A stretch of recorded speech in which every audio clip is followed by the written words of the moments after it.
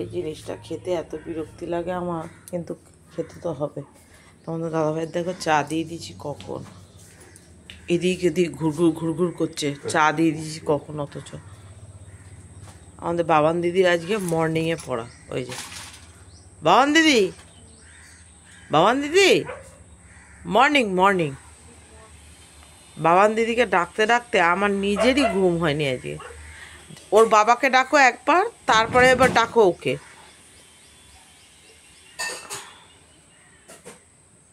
হ্যাঁ আসো, দেখে রাস্তা পার হবা।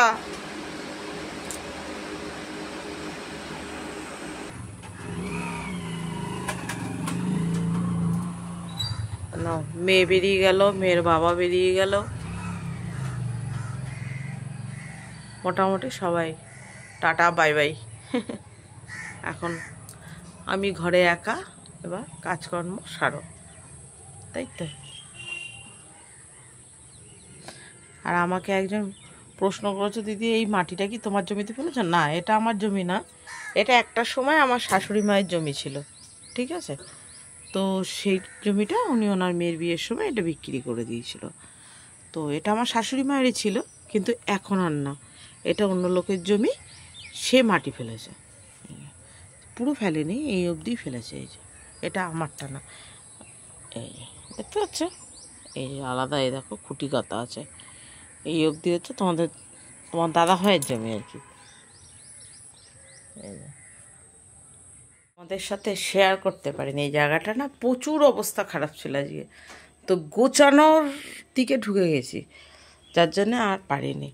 তো চলো এবার এই ঘরটায় বিছানা বেডশিটটা চেঞ্জ করব। আজ বুধবার, আজকে বুধবার এই কারণে চেঞ্জ করব, বাবান ওই সারাক্ষণ ওই ওর ওপর ড্রয়িং করে, তো তো যার জন্য কালার টালার পরে ওর জন্য না চেঞ্জ করে দিই, বুঝলো। তার মধ্যে গরমকাল, তার মধ্যে আমার এই ঘরে ভীষণ ধুলো পড়ে, তাই দেখবে দেখো না ক্যামেরায় সব ধরা পড়ে না, জানো, দেখলে মনে হয় পরিষ্কার পরিষ্কার। দেখো এই মাত্র ঝাড়লাম এই গ্রিল টিলগুলো, এখানে খাবারটা রাখি তো খুব রিস্ক হয়ে যায়, মাকড়সার জাল যদি একবার পেতে ফেলে, ছোট ছোট ছোট ছোট মাকড়সা না খাবারের মধ্যে চলে গেলে মারাত্মক ক্ষতি হয়ে যাবে ওর জন্য।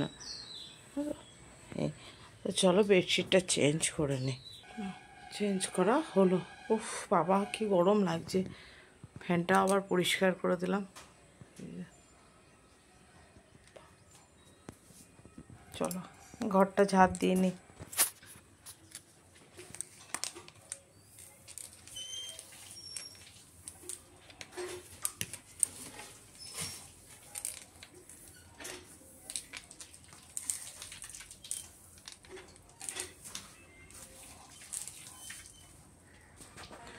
না, সব পরিষ্কার করে দিয়েছি, বাসন কুসন যা ছিল ঝেড়ে পুছে, এই কাপড়টাও পাল্টে দিলাম, এই যে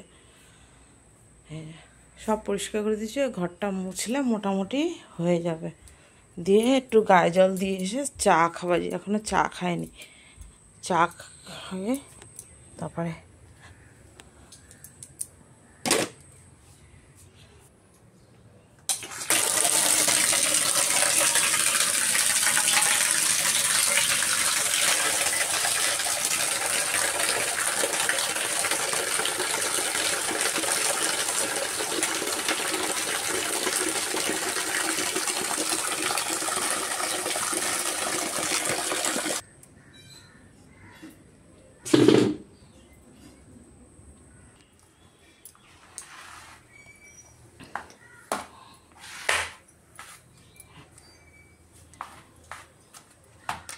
গুড মর্নিং। তোমাদের সামনে আসার এই সময় হলো। লিমার হ্যাপি ফ্যামিলিতে তোমাদের সবাইকে স্বাগত জানাই। যে যেখান থেকে দেখছো, যে প্রান্ত থেকে আমাকে ভালোবাসা দিচ্ছে, তোমাদের সবাইকে অনেক অনেক ভালোবাসা এবং অসংখ্য ধন্যবাদ। তো চলো সকালবেলা থেকে কাজ দেখিয়ে দেখি শুরু করেছি, সমস্ত কাজ অলমোস্ট হয়ে গেছে। তো তোমরা দেখেছো বাবান পড়তে গেছে, সকালবেলা তোমাদের সাথে শেয়ার করেছি। তো ওর জন্য কী বলতো, আমি আর বসিনি, আমার কিন্তু আজকে একটা ভিডিও পাবলিশ হবে, সে ভিডিওটাও এডিট করতে হবে, কিছুই করা নেই। আর আজকে মানে মোটামুটি এই ভিডিওটা যাওয়ার পর জানি না ভিডিও দিতে আমি আর পারবো কি না, মানে সেটা এখন শিওর নই। তো সেটা হচ্ছে একটাই, ওই ভিডিওর মধ্যে কনফিউশন রেখে লাভ নেই। তো ওই আজকে বললাম না সেদিনকে দাঁতটার ব্যাপারে, তো আজকে দাঁতটার তুলতে যাবো। তুলতে গেলে পরে যদি ব্যথা থাকে, কারণ আমাদের ভিডিওটা হচ্ছে কথার মধ্যেই চলে, সেই কথা যদি ঠিকঠাক করে বলতে না পারি তাহলে ভিডিও করে লাভ নেই, তাই তো? তো সেরকমই বলতে পারো, সংসারের থেকেও দুটো দিন আমি মনে হয় একটু ছাড় পাবো, মনে হয়, এক্স্যাক্ট ঠিক জানি না, মনে হয় দুটো দিন ছাড় পাবো। আর ভিডিও মনে হয় দুটো দিন দিতে পারবো না। তো এটা একটা নিজের কাছে খুব একটা অসহায় বোধ হচ্ছে, জানো তো। এই যে বলে না ভালোবাসা, আমি কেন বলি বারে বার যে ভালোবাসা হচ্ছে কি বলো তো, অনুভব করার জিনিস। ভালোবাসি বলে কোনো কিছু নেই। তুমি যাকে মিস করবে প্রতিনিয়ত, ওটাই হচ্ছে প্রকৃত ভালোবাসা। তো এই দুটো দিন যে আমি চ্যানেলে কাজ করব না মনে হচ্ছে, এই যে ভাবছি, এই যে কষ্ট মনে হচ্ছে যে দুদিন ভিডিও করব না, এটাই হচ্ছে ভালোবাসায়। এই চ্যানেলটাকে সত্যিই আমরা খুব ভালোবাসি, যারা সত্যিকারের ক্রিয়েটার। যারা দুদিনের জন্য খুলি ওটা আলাদা হলো, কিন্তু অ্যাজ এ ক্রিয়েটার হিসাবে যদি চ্যানেলটা ব্যবহার করি খুবই কষ্ট হয়। এই তো চলো, আমার ফোন বলছে চার্জে দিতে, কারণ ফোনে চার্জ শেষ হয়ে এসছে। তো পরে আবার তোমাদের সামনে আসবো। আমি চা বসিয়ে দিয়েছি, চা খেতে থাকি, তারপরে তোমাদের সামনে আসছি। না দেখো, তোমাদের সাথে শেয়ারও করতে পারিনি, তোমাদের সাথে কথা বলে ওয়েলকাম করে তারপরে চা খেলাম। চা খেয়ে আটা মেখে আলু সেদ্ধ করলাম, পেঁয়াজ ভাজা দিয়ে মাখলাম আলু সেদ্ধ। তোমাদের দাদাভাইয়ের জন্য রুটি করে দিলাম। ওই যে দাদাভাইয়ের টিফিন গুছিয়ে রাখা হয়ে গেছে। এই যে এখানে আমারটা রয়েছে, এই যে আলু সিদ্ধ মেখে দাদাভাইকে দিয়ে আর আমার জন্য একটু রেখেছি, আমি খাবো। আর বাবানের জন্য এই যে ভাতটা একটু ভাজা করে দিই ডিম দিয়ে, ও খেয়ে নেবে, নাহলে ও খাবে কি। ওর জন্য ভাত আছে, এই যে পেঁয়াজ আর ডিম দিয়ে ভাত ভাজা করে দিই, ব্যাস। ও আর জ্বালাবে না, কেননা কালকে নিরামিষ, আমাদের বৃহস্পতিবার কালকে। তো আজকে একটু ডিম দিয়ে করে দিই, ও আর ঝামেলা করবে না। তো চলো, আর আমরা আলু সিদ্ধ দিয়ে রুটি দিয়ে খেয়ে নেবো। পেঁয়াজ লঙ্কা দিয়ে মেখেছি, এরকমভাবেই পেঁয়াজ ভেজে আর কাঁচা লঙ্কা দিয়ে মেখেছি। তো চলো, তোমাদের দাদাভাই এখনও আসেনি, ফোন করেছি আসবে করছে, তোমাদের সাথে শেয়ারই করতে পারিনি যে ব্রেকফাস্টে যে কী খাবো। তো চলো, ভাত যেটুকু আছে হয়ে যাবে টিফিনের মতো বাবানের।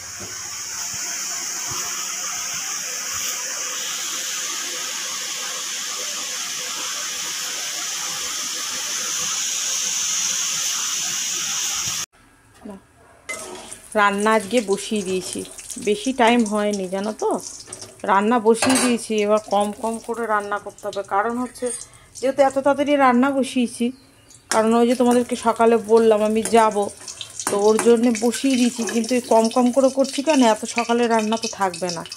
আর ফ্রিজের খাবার মানে তোমাদের দাদাভাই বলো বা বাবান বলো, ও মানে ওদের ভালো লাগে না আর কি। ওদের কথা বলে লাভ নেই, আমারও ভালো লাগে না ফ্রিজের খাবার খেতে। ওই জন্য আমি অল্প করে করছি, রাত্রিবেলা যদি একান্তই দরকার হয় কিছু আনা, তো তখন নয় দেখা যাবে। এখন দুপুরবেলাটা তো করে দিই, সকালে টিফিন তো চলে গেছে দেখতেই পেলে, রুটি আর আলু সিদ্ধ করে দিয়েছিলাম। এবার রাতে যদি কিছু লাগে বলবো না একটু দোকান থেকে তরকারি এনে নিতে। এদিকে ধোয়া কাচা মোটামুটি হয়ে গেছে, কিছু বাকি নেই, মেলে দেবো। এবার এই আলু ভাজাটা বসিয়ে দিয়ে মেলে দেবো। আমি হালকা করে কিছু খেয়ে যাব, আমাকে বলেছে হালকা কিছু খেয়ে যেতে, তো হালকাই কিছু খেয়ে যাব দেখি। আমি সকালে রুটি খেয়েছি, এমনি পেটটা ভার আছে। তো চলো, ওই আলু ভাজা করব, পটল ভাজা করলাম, আর আলু পটল দিয়ে ডিমের ঝোল করে দেবো, ব্যাস, আর কিছু করব না। আফটারনুন সবাইকে, এখন বাজে ঘড়িতে 1:30। তো চলো, আমার অলমোস্ট আজকে হয়ে গেছে কাজকর্ম সব। এই যে সমস্ত কিছু ধোয়া পাকলা মোছামুছি করে রেখে দিয়েছি। ফিল্টারের জলও শেষ হয়ে গেছিলো, পাল্টে রেখে দিলাম, কেননা কালকে আমার বৃহস্পতিবার, প্রথম কথা। দ্বিতীয় কথা হচ্ছে শেষ হয়ে গেছে জল, আবার ভালো করে মেজে ঘষে রেখে দিলাম। তো তোমাদের সাথে রান্না শেয়ার করেছিলাম, কি করেছি সেটা ফাইনালি দেখিয়ে দিই। এটা দেখতেই পাচ্ছ, ভাত আছে, এটা তুললাম না। এই যে পটল দিয়ে বলেছিলাম ডিম দিয়ে, আর একটুখানি অল্প করে ডাল করেছি। এই যে আর এই যে পটল ভাজা, আলু ভাজা, ব্যাস। ডাল হচ্ছে ডিম দেখিয়ে দিলাম। তো চলো, বললাম না, দেখো আজকে একটা দিন আমি শুধু একটু দাঁতের জন্যে যাব, তার জন্য আমি কোন সকালে উঠেছি, কারণ আমি জানি আর তো কেউ করার নেই, আমাকেই করে যেতে হবে। বাইরে যা জামা কাপড় ছিল দেখতে পাচ্ছ সমস্ত তুলে নিয়েছি, দেখার মতো অবস্থা নেই, কারণ হচ্ছে প্রচণ্ড রোদ। তোমরা কিছু দেখতে পাবে বলে এই যে এইটুকু রয়েছে, এগুলো সব ভিজা, আর বাদ বাকি সব তুলে নিয়ে চলে এসেছি। ওগুলো ভাজ করে রাখবো, কাহলে না হলে তো বাবান তো পারবে না। জল টল সব তোলা হয়ে গেছে, এই যে সব এগুলো ভাজ করে রেখে দিই। ফাইনালি আজকের মতো মোটামুটি শেষ, আজকের কিছু থাকছে না, কালকেও মোটামুটি কিছু থাকবে না।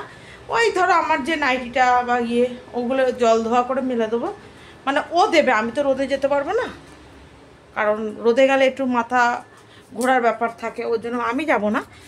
বাবার হয়তো নাইটি, ওর বাবার লুঙ্গিটা একটু মেলে দেবে দড়িতে, ধুয়ে জল ধুয়ে কালকের দিনে পরশু দিন থেকে আবার আমি পারবো করতে। তো আজকে সারাদিন তাই আমি মনে করছি, জানো আজকে একটু দাঁত তুলতে যাবো, তাতেই এত কিছু করে রেখে আমাকে যেতে হবে। আজকে আমার খুব মনে পড়ছে বাবান হতে যাওয়ার সময়। বাবান হতে যাওয়ার সময় তোমাদের কাছে ছোট্ট করে শেয়ার করি, মানে আমি বৃহস্পতিবার আমার ব্যথা পেন উঠেছে, আমি সারা রাত ঘুমাইনি। সকালবেলা যে আমি হসপিটালে যাব তার আগে এই যে যা যা দেখছো আমি টোটাল কিছু করে তারপর আমি না হসপিটালে গেছি। তারপরে তো বিকেল 5টার সময় নার্সিংহোমে গেছি, কিন্তু সকালবেলা যে হসপিটালে যাব সেটা পর্যন্ত আমি যাইনি। এরকম ধুয়ে কেচে মেজে ঘষে ঠাকুর ঠুকুর সব উপরে গুছিয়ে তুলে রেখে দিয়ে তারপর আমি হসপিটালে গেছি। এটা শম্পার জন্য খুব, জানি না ও কতদূর ভিডিওটা দেখবে, শম্পার জন্য এটা, যে তুমি দুঃখ করো তো যে দিদি সব থেকেও কেউ নেই, আর আমার কথা শুনো তুমি বলো, তো সেটাই কি বলো তো, একজনের জন্য উপরওয়ালা আছে, সে ঠিক। দেখো আমার দুটো মেয়ে কিন্তু মানুষ হয়ে গেছে, আমি এই 2 হাতেই করে ফেলেছি, তো তোমারও ঠিক হয়ে যাবে। কারোর জন্য কিচ্ছু আটকে থাকে না গো, ভুল ধারণা, কিন্তু হ্যাঁ কথার স্মৃতিগুলো রয়ে যায়, এটা ঠিক। সময় চলে যায়, দিন চলে যায়, কথার স্মৃতি কিন্তু রয়ে যায়। আমার দুটো মেয়েকে আমি নিজে এই 2 হাতে মানুষ করেছি। হ্যাঁ, বড় মেয়েটার বেলা আমার মা প্রচুর হেল্প করেছিল, এটা সত্যি কথা, আমার জন্মদাতা মা, আদার্স কেউ না। আর ছোটো মেয়ের বেলা মাও পারেনি, কারণ আমার বড় মেয়ে মায়ের কাছে ছিল দেখে আমার মা পেরে ওঠেনি। কিন্তু আমার ছোটো মেয়েকে পুরো আমি এই 2 হাতে একা একা, একদম শরীর ভালো মন্দ খারাপ বুস্টার দিয়েছি, যা কিছু করেছি, রাত জাগা সমস্ত কিছু আমি একা। তো ঠাকুর ঠিক উদ্ধার করে দিয়েছে আমাকে। তো চলো, আজকে সেই দিনটা খুব মনে পড়ছিল যে বাবান হতে গিয়ে ঠিক আমাকে এইরকমভাবে সেরে টেরে তারপরে আমি হসপিটালে গেছি, ব্যথা নিয়ে আমি সব কাজ করেছি।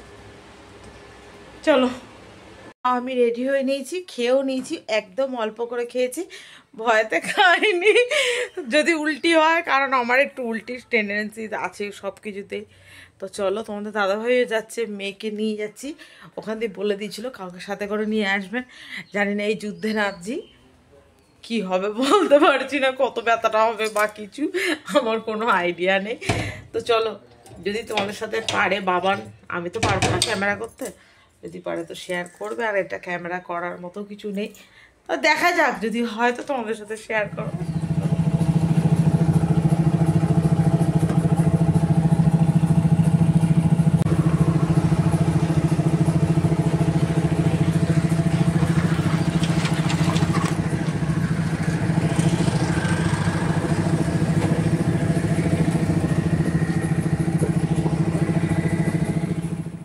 নাও দেখো চলে এসেছি, তোমাদের সাথে ওটাই শেয়ার করলাম, কারণ কথা তো আর তখন বলতে পারবো না, বলতেও পারছি না, বারণ করেছিল, পুরো গাল টাল ফুলে গেছে সব, সেটাই তোমাদের সাথে শেয়ার করলাম। তুলে এসেছি, ভীষণ শরীর খারাপ লাগছিল তখন, জানো না। বাবানের জোর খিদে পেয়েছে, বাবান ওই পাস্তা করে বানিয়ে খাচ্ছে, তাই বাবানকে বলছি, বাবান কী খাচ্ছ, পাস্তা দেখাচ্ছে তোমাদেরকে। এবার আমি তো খেতে পারবো না, আমার খিদেও পেয়েছে, বাট খেতেও পারছি না, তখন কষ্ট হচ্ছে, তখন কথাই বলতে পারছিলাম না, ওই জন্য তোমাদের সামনে শুধু দেখিয়ে দিয়েছি। খিদে পেয়েছে, এবার বলেছে শক্ত কিছু খেতে না, ওই জন্য 2টো মিষ্টি আর 1 প্যাকেট গুড ডে বিস্কুট নিয়েছি। তোমাদের দাদা ভাই এনে দিয়ে গেল, আর ওষুধ দিয়েছে,